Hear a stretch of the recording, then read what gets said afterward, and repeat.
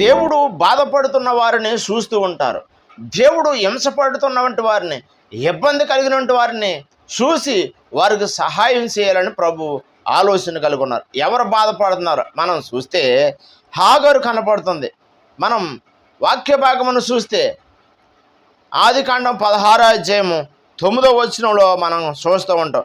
8వ వచనం నుంచి కూడా చూడొచ్చు. 8, 9, 10 వచనాల్లో చూస్తే 9వ వచనం చదువుకుందాం. అప్పుడు యెహోవా దూత నీ యజమానురాలు యొద్దకు తిరిగి వెళ్ళి ఆమె చేతి కింద అణిగి ఉండమని దాంతో చెప్పాను ఉన్నది. 10వ వచనంలో కూడా చూస్తే మరియు యెహోవా దూత నీ సంతానం నిశ్చయముగా విస్తరింపజేసేదను, అది లెక్కింప వీలులేనంతగా విస్తరమగును అని దానితో చెప్పాను అని వాక్యం సెలవిస్తుంది. మనం వాక్య భాగాన్ని చూడాలి అంటే హాగరు కనపడుతుంది. మొదటగా అతిశయించింది తనకున్న గర్భఫలాన్ని బట్టి, అందుకనే శ్రమల పాలైంది. ఆ శ్రమలో దేవుడు చూశాడు.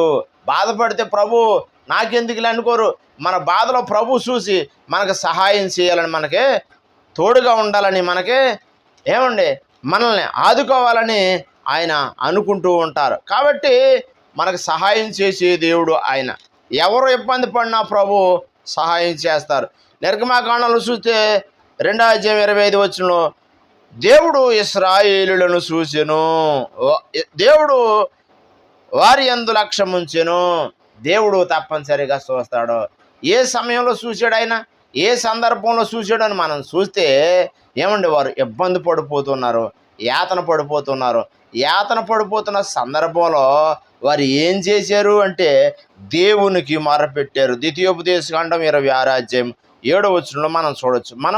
మన పితరుల దేవుడైన యెహోవాకు మొర్రపెట్టినప్పుడు యెహోవా మన మొరను విని మన బాధను, ప్రయాసమును, మనకు కలిగిన హింసను చూసెను. వారు హింస పడుతున్నారు. ఎలాంటి హింస ఇక్కడ చూస్తే మనకి స్పష్టంగా కనపడుతుంది. వారు కష్టపడుతున్నారు, ప్రయాసపడుతున్నారు, యాతన పడుతున్నారు, ఇబ్బంది కలిగి ఉన్నారు. వారి యజమానులు కష్టంలో కూడా, వారు ప్రయాసపడుతున్నప్పుడు కూడా వారిని హింసిస్తూ ఉన్నారు. అలాంటి హింసలో ఇక్కడ మనం చూస్తే స్పష్టంగా కనపడుతుంది. అట్లాంటి హింసలో వారికి దేవుడు సహాయం చేసినట్లుగా మనం చూస్తాం. ఎప్పుడు మొరపెట్టారో అంటే హింస కలిగినప్పుడు. దినవృత్తాంతంలో 2వ గ్రంథంలో ఏమని రాయబడిందంటే బహుస్పష్టముగా ఆ విషయాన్ని మనం చూడవచ్చు. దినవృత్తాంతంలో 2వ గ్రంథము 12వ అధ్యాయం 7వ వచనంలో చూస్తే వారు తమ్మును తాము తగ్గించుకున్నట యెహోవా చూసెను. ప్రారంభంలో వారు యెహోవాకు మొరపెట్ల, ప్రారంభంలో వారు దేవుని దగ్గరకు రాలా. ఎప్పుడు వచ్చారంటే వారు కలిగిన ఇబ్బందులోను సమస్యలోనూ వచ్చారు. దేవుడు చూశాడు. ఇదే 12వ అధ్యాయంలో ఇదే 7వ వచనం చివరిలో త్వరలో వారికి రక్షణ దయచేసేదను, రక్షణ ఇస్తానని ప్రభు చెప్తున్నారు. ఇబ్బందుల్లో ఉన్న వారిని ఆదుకుంటానని చెప్తున్నాడు, ఇరుకులో ఉన్న వారిని ఆదుకుంటానని చెప్తున్నారు. మొదట వచనంలో రెహబాము స్థిరపడి తాను బలపరచబడిన తరువాత అతడును ఇశ్రాయేలుని యెహోవా ధర్మశాస్త్రాన్ని మరిచిపోయారు. ఆ కారణం చేత ఇబ్బందులు పాలయ్యారు.